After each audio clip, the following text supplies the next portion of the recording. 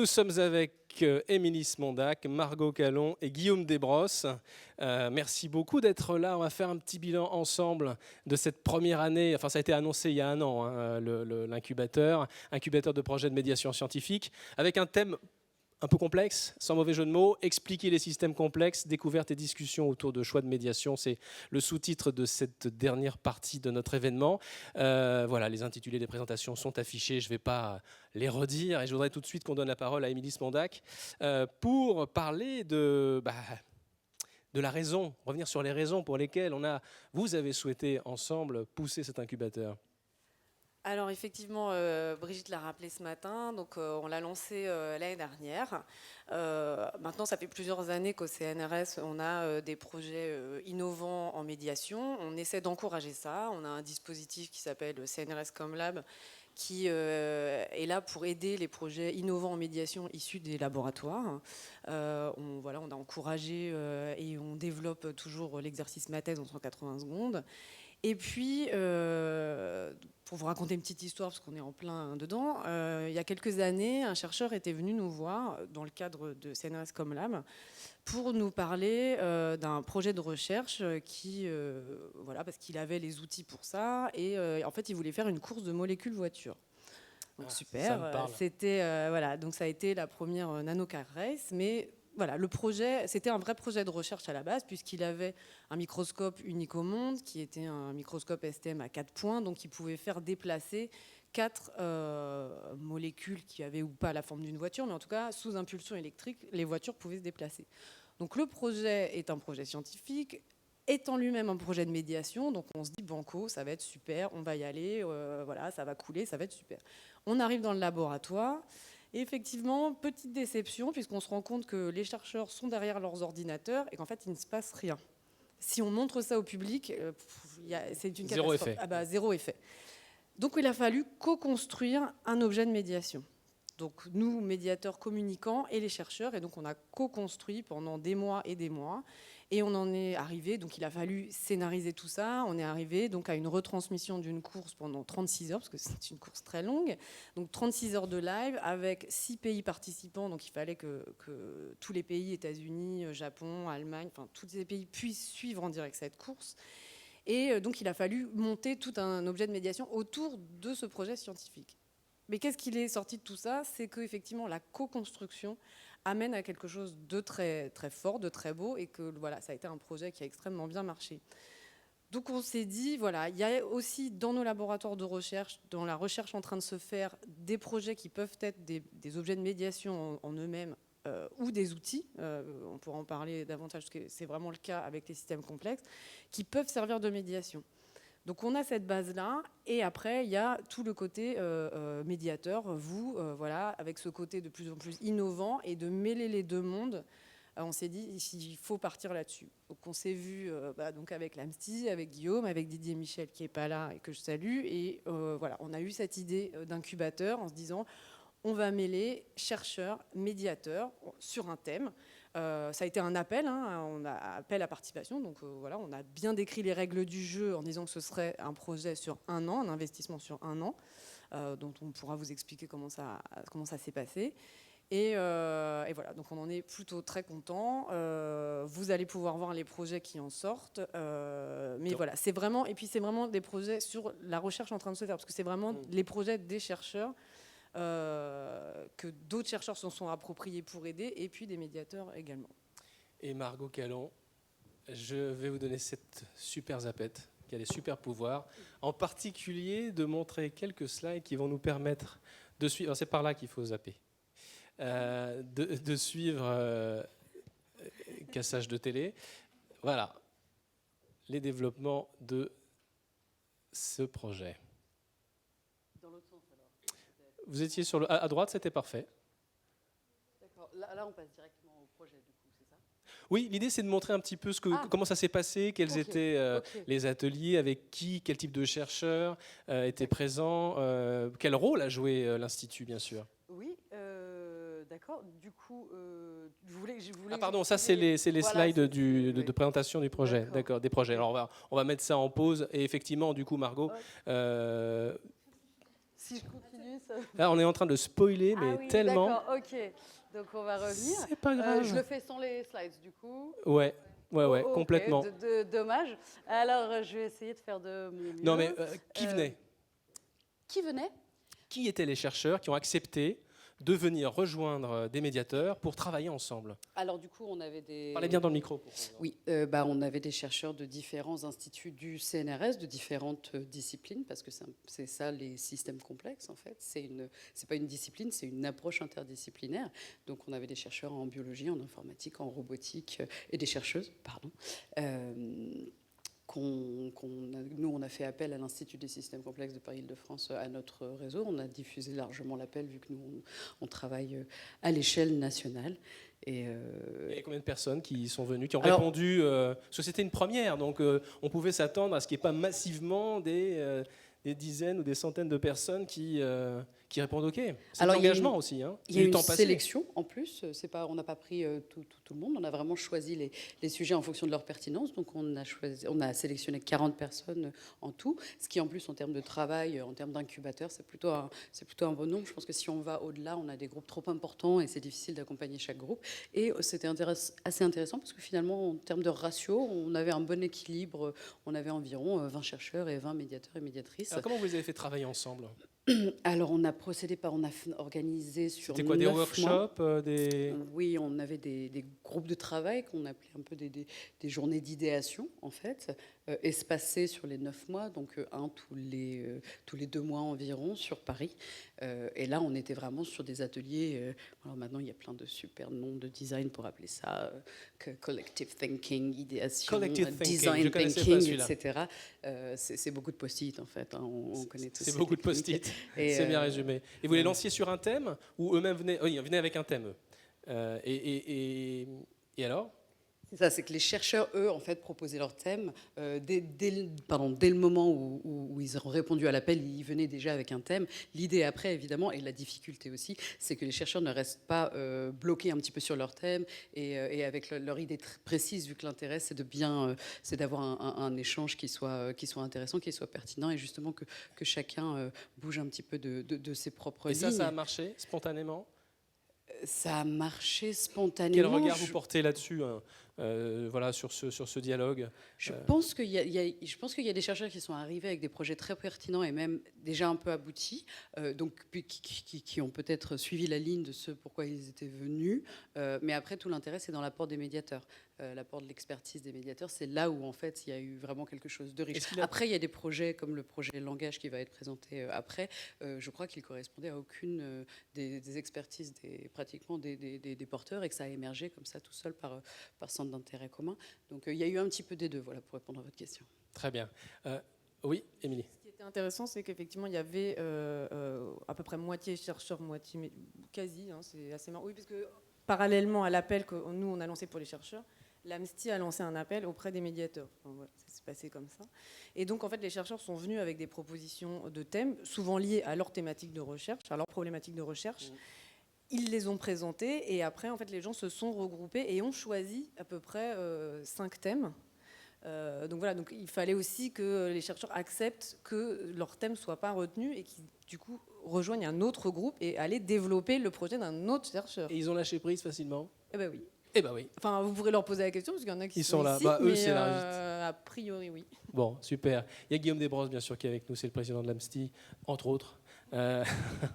Merci beaucoup de votre participation tout au long de la journée à ce forum et par vos questions. Qu'est-ce que vous retenez de cette expérience? Déjà, quel était le rôle de l'AMSTI? Émilie Smondac en parlait quelques instants. Vous avez relayé, bien sûr, cet appel à médiation. Au-delà?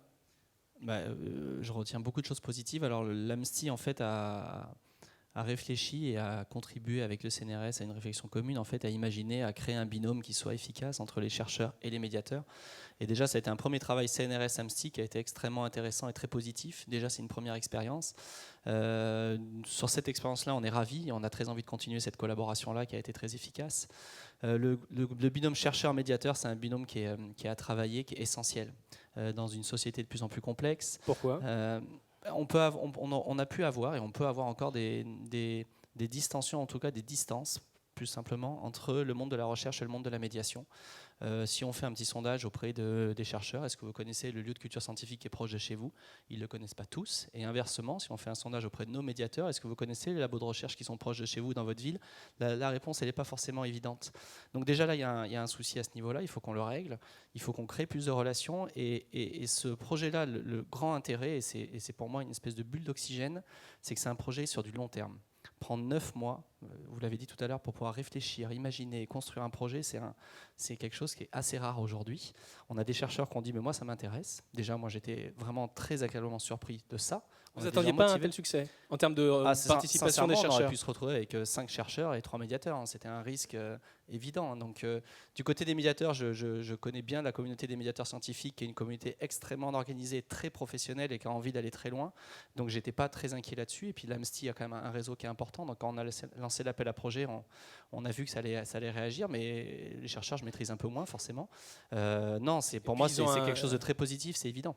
Ouais, et puis, ils ont un travail de recherche pour le coup, et oui. à engager. Les médiateurs, c'est leur métier de faire la médiation. Les chercheurs, par définition, pas spécialement. Et par conséquent, voilà, ils doivent dégager du temps à ces dispositifs. C'est un engagement, quoi. C'est un sujet politique, c'est-à-dire que nous, on considère que ça fait partie de leur mission première. C'est-à-dire que vous faites de la recherche, mais la diffusion des sciences, c'est un sujet majeur, c'est un sujet stratégique, d'autant plus aujourd'hui. On le voit dans les différentes manifestations, dans la montée de l'obscurantisme, dans le discernement entre le croire et le savoir. Les chercheurs ont un rôle majeur à tenir dans cette discussion-là, et ce n'est pas uniquement les lieux de science ou nos médiateurs, il y a des binômes à imaginer qui doivent être efficaces, et cet incubateur-là rentre totalement dans cette lignée-là, et le résultat est très positif. On va passer maintenant, si vous en êtes d'accord tout de suite, moi j'ai envie de connaître un peu le résultat de ces échanges entre médiateurs et chercheurs. Ils sont au nombre de, combien il y en a? 4 5, c'est ce que je dis. Pardon, 5. On va les faire venir sur scène, les uns après les autres. Vous en êtes d'accord? Et ils vont, mais vous pouvez rester. Je vous propose de vous mettre à l'arrière peut-être pour continuer à commenter et puis avoir un point de vue final sur cet incubateur. On va donner la parole. Allez, on commence par la complexité en question, c'est ça? Je vais reprendre la zapette. Hop. Et voilà. Donc pour une présentation de ce projet mené dans le cadre de l'incubateur. Bonjour madame, on vous applaudit. Plus fort. Vous pouvez faire mieux. Eleanor Bello. Je vous donne ceci. Hop. Appuyez sur la flèche de droite. Voilà, dans cette direction. Levez la jambe gauche. Non, pardon. Donc notre projet, la complexité en question, ne s'intéresse pas à un système complexe en particulier, mais à qu'est-ce que la complexité dont on vous a parlé pendant quelques minutes, mais qui est assez obscure pour pas mal de monde. N'hésitez pas à bien avancer, pour qu'on vous voit dans la lumière et que vous soyez, voilà. Donc, en visibilité. Les systèmes complexes sont omniprésents, mais ce n'est pas un terme très courant dans le langage. Si on demande aux gens qu'est-ce qu'un système complexe, ils vous diront c'est quelque chose éventuellement de compliqué. Une définition qu'on peut en faire, c'est un système qui est composé de plein d'éléments qui vont avoir des interactions locales, et à l'échelle globale, ça va faire des comportements auxquels on ne s'attend pas.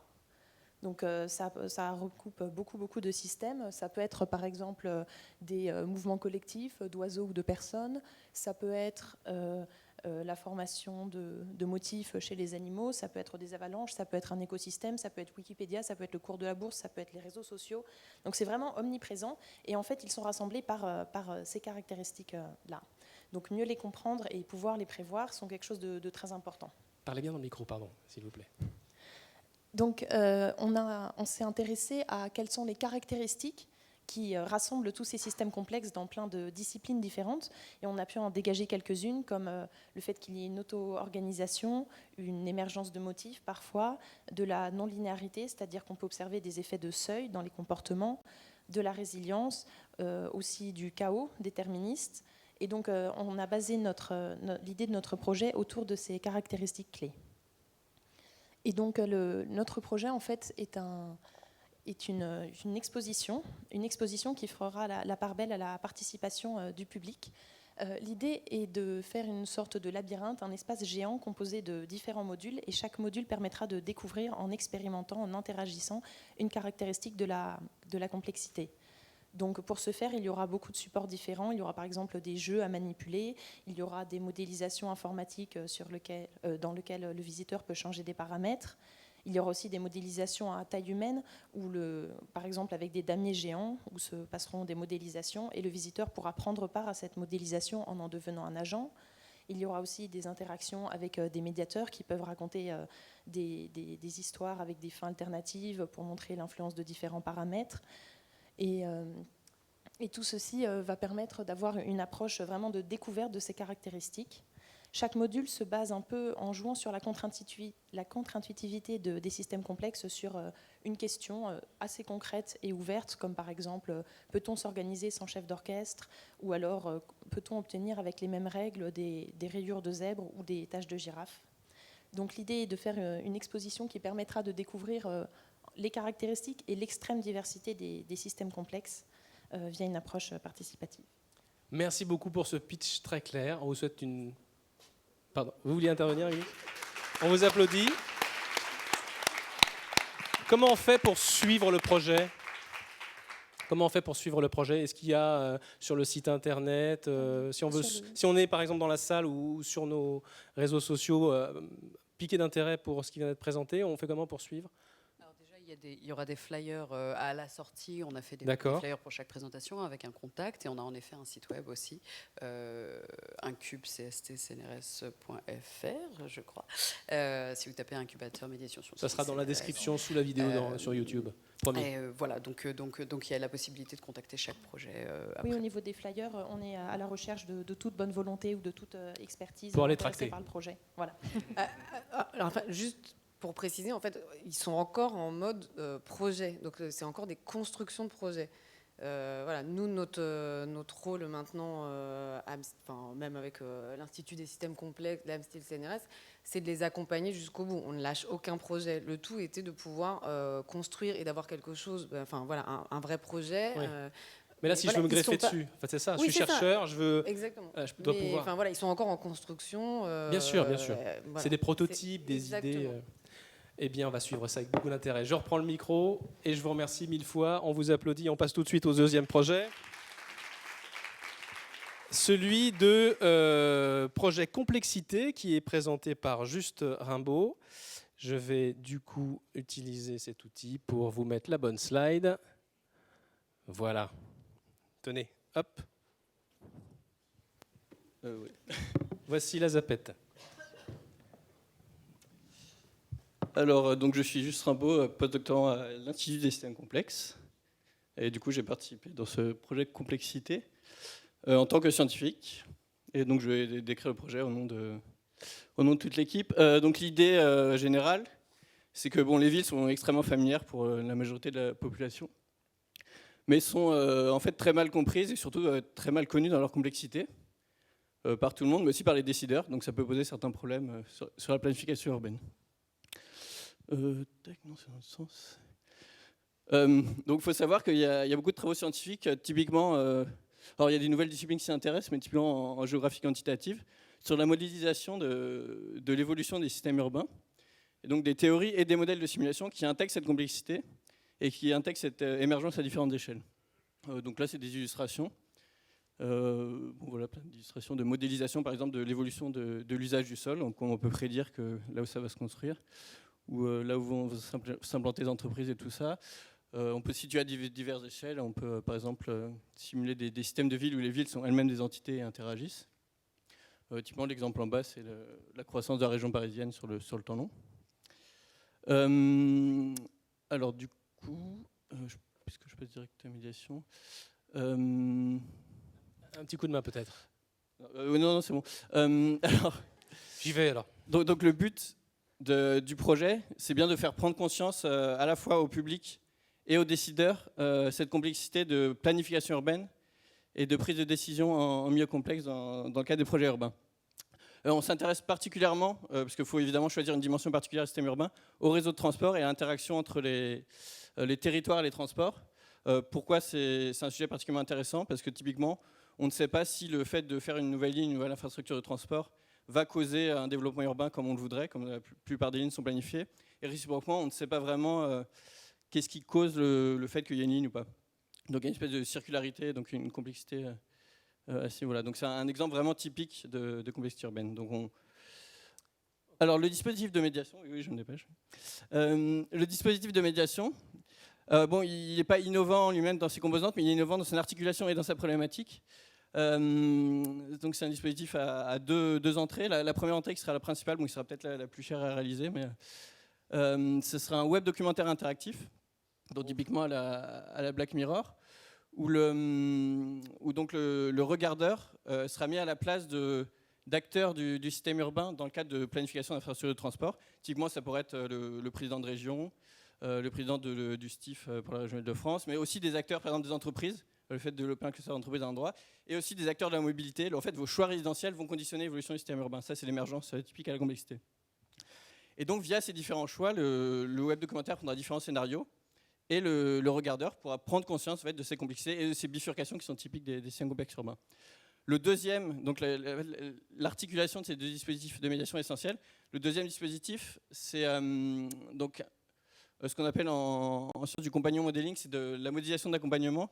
Donc un atelier de prise de décision où c'est un peu comme un jeu de rôle où les acteurs prennent le rôle de décideur et discutent en fait avec des intérêts divergents pour un projet de transport, discutent d'une décision à prendre. Et donc, en fin de compte, avec l'articulation de ces deux choses, il y a un but de réflexivité, parce qu'en faisant prendre conscience des décideurs de la complexité des systèmes urbains, on peut agir sur ces systèmes eux-mêmes. Voilà. Merci beaucoup, Monsieur Rimbaud, pour cette présentation. On va passer... Vous pouvez poser le micro juste là, s'il vous plaît. Merci mille fois. On passe maintenant au projet Climarisque, qui est présenté par Marielle Vergès. Bonjour. Voici. Bonjour. Alors, c'est à droite, à gauche. C'est sur la flèche de droite, oui. De droite, ok. Bon. Alors, bonjour, Marielle Vergès. Je travaille au Palais de la Découverte. Et j'ai participé à ce projet Climarisque dans le cadre de l'incubateur CNRS. Autour d'un chercheur qui travaille sur le climat, plus particulièrement sur l'occurrence des phénomènes extrêmes dans le climat, tempêtes, inondations, etc. Et aussi avec un autre chercheur qui travaille sur les systèmes dynamiques, notamment les systèmes chaotiques, qui sont par essence non linéaires. Ça veut dire, par exemple, vous perturber un peu un système. Et puis, si vous prenez un pendule, par exemple, vous le déplacez de quelques millimètres, il va se mettre à osciller, mais l'oscillation peut devenir de plus en plus grande, peut devenir n'importe quoi. Et c'est un peu ce qui se passe aussi avec le climat. Alors, donc, c'est là où il faut que j'appuie sur... donc là, ici, voilà. Donc, le climat, c'est un système complexe où vous avez... Alors, est-ce qu'on peut pointer là ? Non. Oui, alors pour pointer, ça va. Bon, je vais m'approcher là. Donc, climat, système complexe, on voit bien sur ce dessin, on a des grandes masses d'eau, les océans. Hein. Oui. Quand vous êtes là, on ne vous voit plus en fait à l'image pour celles et ceux qui sont derrière. Okay. Ouais, donc, je vais rester là. Donc, des grandes masses d'eau, de l'atmosphère, donc des grandes masses d'air, avec dans l'atmosphère des gaz à effet de serre qui favorisent donc le réchauffement de la planète. Tout ça, c'est en interaction à différentes échelles. Hein. Les océans, c'est des grandes masses d'eau. Dans l'air aussi, c'est énorme, mais il y a des poussières, des aérosols qui aussi interagissent, hein, ont leur effet. Et bon, alors c'est un système vraiment très, très compliqué, surtout avec beaucoup d'interactions. Et en plus, il y a les humains.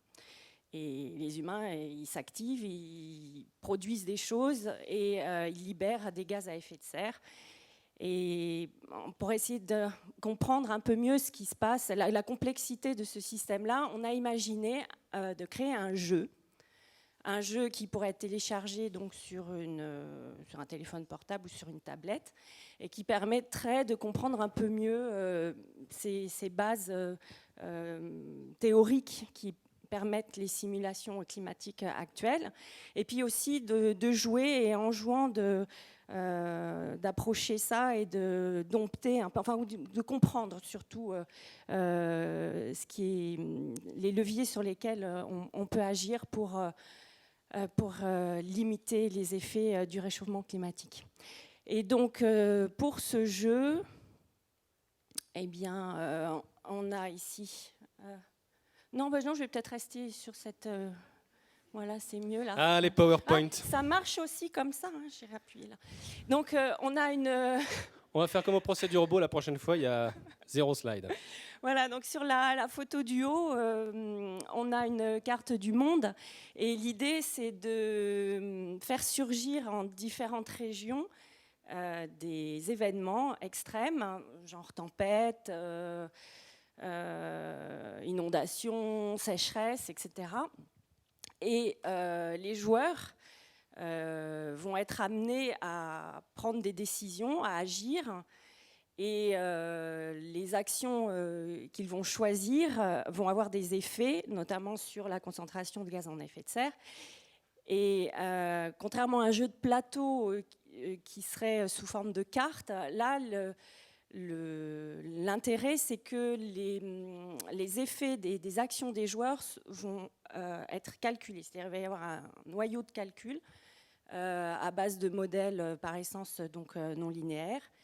Et le but, c'est que soit calculé donc, l'effet des actions des joueurs sur la concentration de gaz à effet de serre. Et ce calcul de concentration de gaz à effet de serre va avoir un effet retour sur la fréquence des événements climatiques. Et donc, l'idée, c'est de se mettre dans la peau de décideurs, de gens qui administrent des régions du monde au climat différent, avec des politiques différentes et seront aussi calculés des points de popularité qui découlent des actions que les joueurs vont prendre. Alors pour la petite histoire, pour l'ambiance, les joueurs sont en fait des robots d'un futur très lointain, à une époque où l'homme a disparu, il n'y a plus que des robots, et même pour les robots c'est dur, parce qu'il y a beaucoup trop de tempêtes, de sécheresse, et le climat ne va pas du tout bien pour les robots non plus. Et ils ont réussi à trouver un chemin temporel pour revenir en arrière. Et donc, quand on est un joueur dans ce jeu, on est en fait à la place d'un robot, de 6 robots, qui vont donc essayer de sauver le climat futur de la Terre. Je crois que j'ai tout dit. Eh bien, écoutez, merci beaucoup d'avoir pris le temps d'être venu sur la scène de la Maison de la Culture de Grenoble pour partager avec nous le fruit de ce dialogue entre vous et ce chercheur. Je vous propose maintenant de donner la parole à Paul Berton pour le projet « Le langage complexe comme bonjour ». J'aime bien le titre.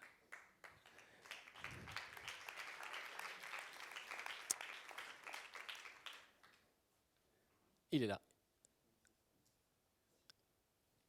Un petit micro et on vous écoute pour 3 petites minutes. Oui, bonjour. Alors, je vais vous parler du langage complexe comme bonjour, qui est donc c'est une exposition, voilà, c'est une exposition qui se propose de rendre la complexité du langage accessible à tous.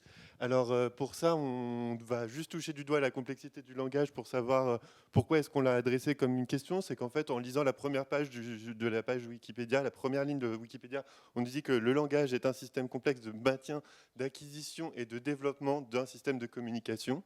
Et donc en fait, le langage est omniprésent parce qu'il touche tout le monde. Il y a 7 milliards d'humains, 7 milliards de locuteurs, il y a 7000 langues et aussi, en moyenne, il y a 6 heures d'activité langagère par jour. C'est-à-dire en moyenne avec écriture, conversation et dialogue compris.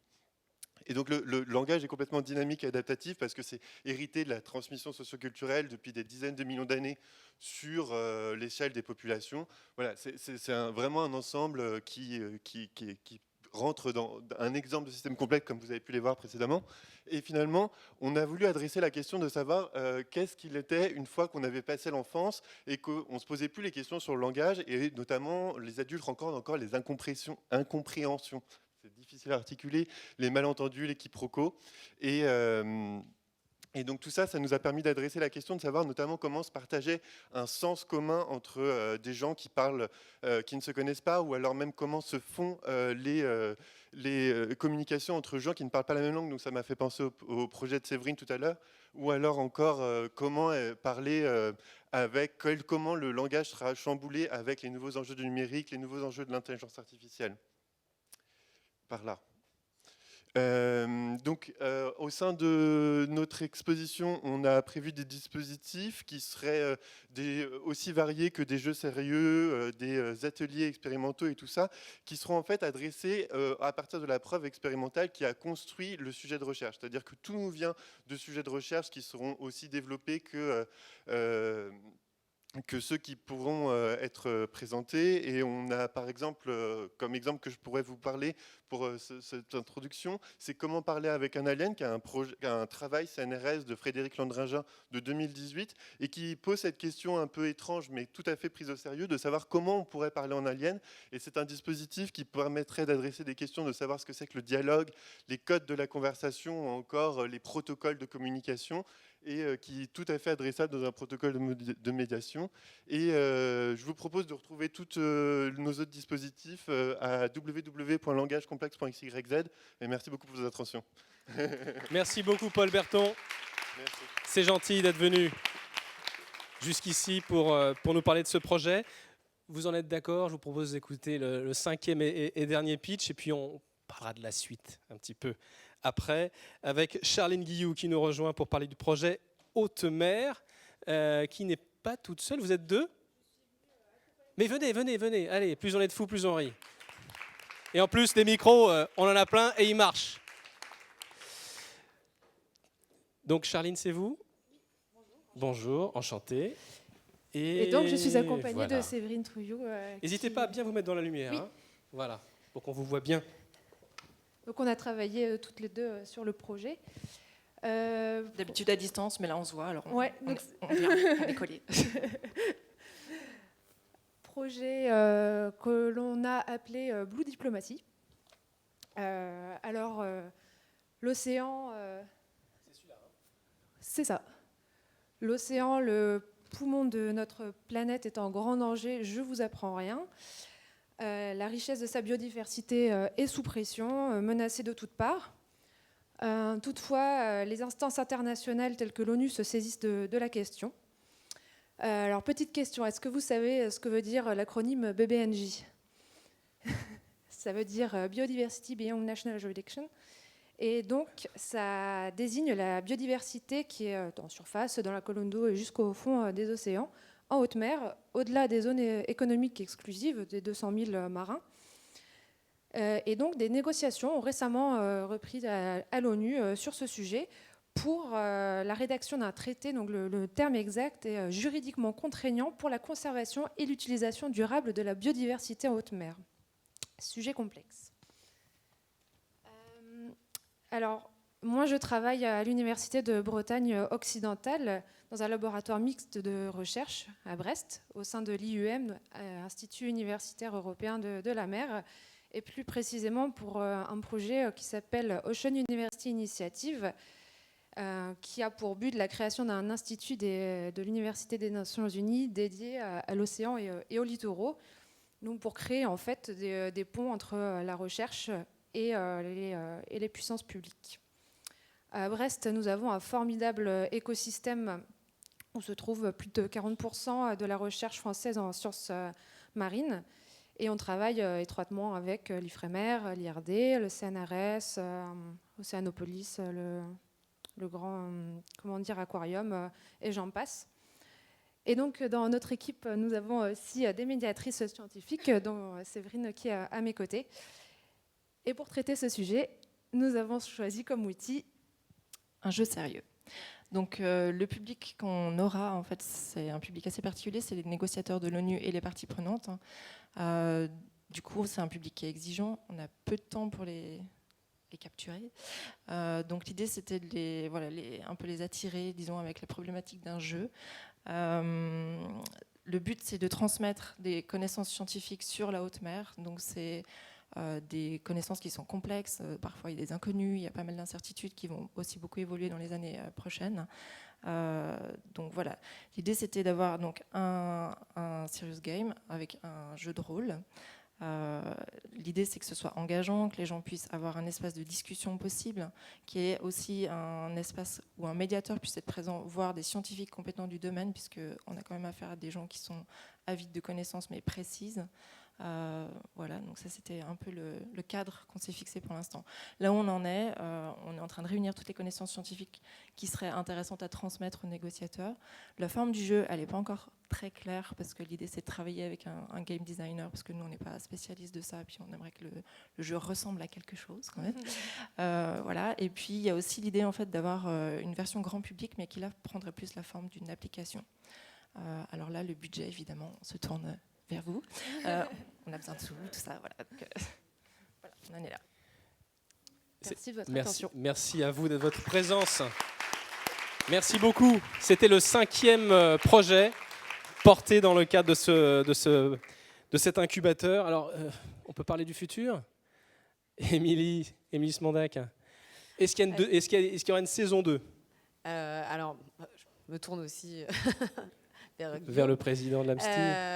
Alors, nous, on est très emballés, effectivement, par ce projet, qui a été une expérience pour nous. C'est une expérience en soi. En fait, c'était la première fois qu'on a fait ça. Ouais. Enfin, voilà, on a avancé en même temps que... on leur a pas trop dit, mais des fois, on savait pas trop. Vous inventiez un peu aussi, quoi. Oui, en fait, c'est une première. Donc, exactement, c'est une première. Donc, on a vu ce qui marchait moins bien. Voilà, on a été agréablement surpris du fait qu'il reste... Enfin, voilà, on avait pensé qu'il y aurait beaucoup plus de défections à un moment. On a pensé que certains projets n'aboutiraient jamais, parce que ça arrive, c'est comme ça. Et voilà, donc on est très agréablement surpris par cette aventure. Nous aussi, on a appris plein de choses. On sait ce qu'on a envie de faire aussi par la suite. Donc voilà, donc on a très envie de continuer. Après, je peux pas en dire plus ni sur un thème. Ça vient de se terminer. Donc voilà, bon. Exactement. Et puis il faut voir aussi l'accompagnement qu'on peut donner à ces 5 projets, parce qu'effectivement, alors, vous tournez vers nous pour les financements, mais non, nous ne finançons pas. Mais c'était bien essayé. J'ai apprécié la tentative. Non, mais nous accompagnons jusqu'au bout. Voilà, l'idée était d'avoir des projets construits. S'il faut encore réfléchir derrière, s'il faut rencontrer des nouvelles personnes, enfin voilà, dans le cadre de rencontres professionnelles comme le Forum des NIMS et en juillet au congrès de l'AMSTI, tout le but est ça, tout est là. Il faut rencontrer encore des gens, des centres de culture scientifique, enfin voilà, pour que l'intérêt se développe. Et voilà, que ce soit des projets aussi qui circulent. C'était ça aussi l'idée, c'est qu'on puisse avoir un projet qui peut aller à Lille, puis à Bordeaux, voilà, quand on veut aborder les systèmes complexes. Margot Callon, avant de donner le mot de la fin au président de l'AMSTI, Guillaume Desbrosses, qu'est-ce que vous a retiré de toute cette expérience-là, à titre même personnel, j'ai envie de vous dire, ça devait être des moments assez riches, assez denses. Vous avez aussi envie de poursuivre l'aventure, j'imagine. Oui, bien sûr. Déjà, je voulais féliciter tous les participants à cet incubateur et pour leur projet. Moi, j'ai été vraiment très agréablement surprise. C'est vrai, quand on a commencé, on ne savait pas du tout à quoi s'attendre, parce que, en fait, ce qu'il faut savoir sur les systèmes complexes, c'est que ça n'a pas du tout ou très peu été vulgarisé pour des raisons parce que c'est difficile évidentes. Et donc on est vraiment sur quelque chose de nouveau à bien des égards et sur quelque chose de très excitant aussi. On a eu la chance de pouvoir bénéficier du coup de l'expérience de l'AMSTI et du DIRCOM et du CNRS. Donc du coup c'était très bien et les résultats sont vraiment très très satisfaisants. Donc je félicite les équipes. Donc moi je suis personnellement très contente. Pour l'Institut des systèmes complexes, ça nous a donné une dynamique. Nous, on était déjà dans cette ambition de plus nous tourner vers la médiation et de multiplier les supports, parce que c'est aussi un sujet qui repose beaucoup sur le big data, sur la visualisation, sur la simulation. On en a vu quelques exemples dans ces projets. Donc il y a vraiment un véritable potentiel. On a déjà commencé à travailler avec la Cité des Sciences sur plusieurs expos, etc. Donc de travailler sur ces projets avec les groupes, ça nous a permis de voir vraiment tout le potentiel qu'il y avait, notamment le langage. Moi, c'est quelque chose que je n'aurais pas envisagé et qui pourtant maintenant fait complètement sens.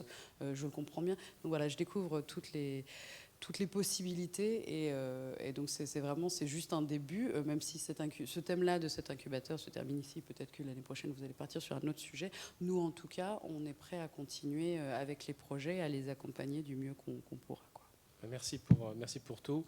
Guillaume Desbrosses, on va terminer avec vous sur un bilan général, une envie de continuer, j'imagine. Bien évidemment, oui. Je pense que ça s'est ressenti déjà dès le début. Quand un projet fonctionne, il faut se battre pour qu'il continue. Donc c'est vraiment le cas. Comme l'a dit Émilie, on a eu très peu de défections. On a eu des groupes qui étaient vraiment investis. Là, l'enjeu, c'est aller au bout des projets. et les faire rayonner et qu'ils soient portés. On a beaucoup d'acteurs de culture scientifique en France qui pourront accueillir ces futurs projets dans leur lieu. On parlait d'itinérance, donc l'idée c'est vraiment de rayonner puis d'impacter les publics et pas rester dans l'entre-soi. Donc c'est quelque chose qui est majeur pour nous. Ce binôme avec le CNRS a été extrêmement intéressant et on est ravis de cette collaboration au niveau de l'AMSTI. On veut continuer. Moi je remercie également les chercheurs et les médiateurs qui ont pris du temps pour s'engager sur ces sujets-là. C'est pas forcément simple. Notamment je pense pour le coup aux médiateurs qui viennent de notre réseau, qui ont fait aussi des kilomètres pour monter sur Paris, pour travailler. Alors on a encore des points d'amélioration, notamment sur les frais de remboursement de ces trajets, des choses comme ça. Parlons pas des choses qui fâchent. Non, mais il faut, quand on voit un projet, il faut aussi être dans la réalité des choses. Et si on veut pouvoir l'installer dans la durée, il faut répondre à ces sur les questions, y compris logistiques, évidemment. Exactement. Et puis les projets, les questions de financement. C'est-à-dire qu'à un moment, incuber, c'est bien, mais il faut aller au bout du truc. C'est-à-dire qu'il faut à un moment aller rentrer dans la salle d'expo et découvrir ces expos ou ces serious games, etc. Donc moi, on va travailler. En effet, nous, on ne finance pas. Par contre, on a des réseaux. On est capable de présenter ces projets. Il y a des structures qui peuvent rentrer en coproduction. Et je profite de la parole pour dire qu'il y a un congrès qui a lieu dans quelques jours à Caen et que c'est aussi un lieu de réseautage. C'est aussi un lieu de. C'est le congrès de l'AMSTI. C'est quoi les dates ? 3, 4, 5 juillet à Caen. Sur une thématique qui est passionnante, qui est la reconnaissance des publics. Reconnaissance non pas pour dire on vous a vu, mais reconnaissance parce que je vais acquérir quand je vais dans un lieu de culture scientifique des compétences et comment je vais valoriser ces compétences, comment ça va m'accompagner tout au long de ma vie, sur mon CV, sur mon expérience professionnelle, personnelle. Donc on est des lieux de créativité, des lieux d'immersion et des lieux d'engagement. Donc on va travailler sur cette notion de reconnaissance et le congrès de l'AMSTI, c'est aussi un lieu où tous les acteurs se retrouvent au même endroit, il y a beaucoup de temps informel et on co-construit des projets. Et c'est là que ces projets naissent. Donc cet incubateur peut aussi avoir beaucoup de prise sur des acteurs qui ont envie de se dire cette expo, elle m'intéresse vraiment, par exemple. Merci beaucoup à vous trois d'être venus sur la scène de la Maison de la Culture à Grenoble pour nous parler de cet incubateur. On vous applaudit bien sûr très fort. Merci à vous trois, Émilie Smondac, Margot Calon et Guillaume Desbrosses.